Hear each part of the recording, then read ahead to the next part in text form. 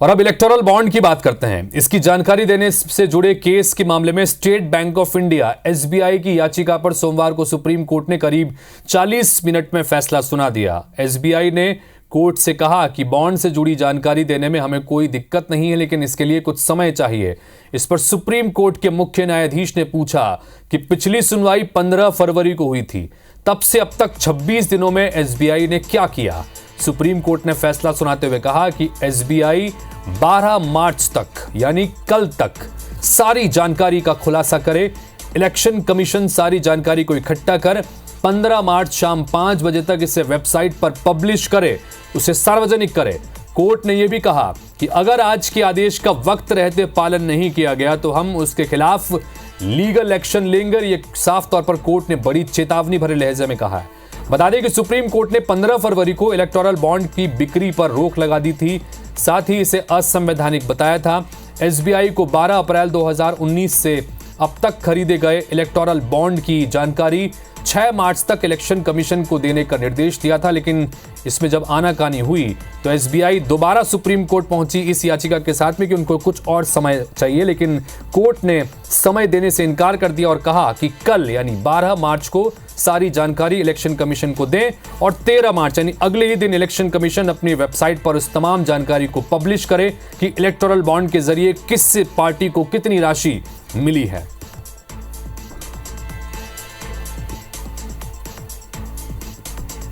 शाम तक ये सारी डिटेल्स इलेक्शन कमीशन को दे दें और उसके बाद इलेक्शन कमीशन 15 तारीख तक, इसी महीने की 15 तारीख तक वो सारे डिटेल्स अपने वेबसाइट पर पब्लिश कर दे। और पहले भी जो इन्फॉर्मेशन 2019 से पहले के बॉन्ड्स के बारे में जो पॉलिटिकल पार्टीज को देनी थी इलेक्शन कमीशन को, जो उनके पास आ चुकी है, वो सब भी इलेक्शन कमीशन 15 तारीख तक पब्लिश कर दे। तो जैसा हम लगातार बता रहे हैं कि चुनावी बॉन्ड के मामले में सुप्रीम कोर्ट ने एसबीआई को एक तरह से झटका दिया है, क्योंकि जो फैसला इससे पहले सुप्रीम कोर्ट ने दिया था उसके तहत इलेक्टोरल बॉन्ड को असंवैधानिक करार कर दिया था और यह कहा था कि यह गलत है और जितना भी इलेक्टोरल बॉन्ड के जरिए रकम आई है इसकी जानकारी एसबीआई चुनाव आयोग को दे और चुनाव आयोग इसे अपनी वेबसाइट पर सार्वजनिक करे कि इलेक्टोरल बॉन्ड के जरिए किस पार्टी को कितना पैसा आया है। अब एसबीआई ने उस समय सीमा पर जानकारी दी नहीं। उसके बाद एसबीआई सुप्रीम कोर्ट में याचिका लेकर पहुंचा कि कुछ समय और चाहिए, लेकिन आज सुप्रीम कोर्ट ने न सिर्फ समय देने से इनकार कर दिया बल्कि चेतावनी भरे लहजे में कहा कि कल ही इसकी जानकारी चुनाव आयोग को दें और चुनाव आयोग उसके अगले दिन जानकारी को सार्वजनिक करे। तो इस वक्त हाईकोर्ट के अधिवक्ता वकील जो है हमारे साथ में जुड़ रहे हैं, पंकज दुबे जी, उनसे बात करते हैं। पंकज जी, IBS 24 पर स्वागत है आपका। पंकज जी, चुनावी बॉन्ड के मामले में सुप्रीम कोर्ट ने आज एसबीआई को लगभग चेतावनी भरे अंदाज में जो बात कही है, एक बार आप दर्शकों को जरा समझा पाएं कि ये जो फैसला आज सुप्रीम कोर्ट ने दिया है इसको किस तरह से समझा जाए। देखिए साहब, फैसला तो पहले आ चुका था, अब जो चल रहा है वो चल रहा है प्रोग्रेस रिपोर्ट जी कि जो डेवलपमेंट है वो एसबीआई स्टेट बैंक को फर्निश करनी है, सेंट्रल गवर्नमेंट को बताना है, ये सारी चीज चल रही है। बेसिकली क्या है, इसके पीछे सुप्रीम कोर्ट की मंशा ये है कि ट्रांसपेरेंसी के जमाने में, शुचिता के जमाने में, पारदर्शिता के जमाने में यदि कोई भी खाता, कोई भी पैसा, कोई भी अमाउंट किसी के भी पास आता है, किसी के खाते में पैसा जाता है, तो वो सार्वजनिक क्यों नहीं होना चाहिए। उन्होंने सुप्रीम कोर्ट ने एक इम्पोर्टेंट क्वेश्चन ये किया कि यदि कोई बिजनेसमैन है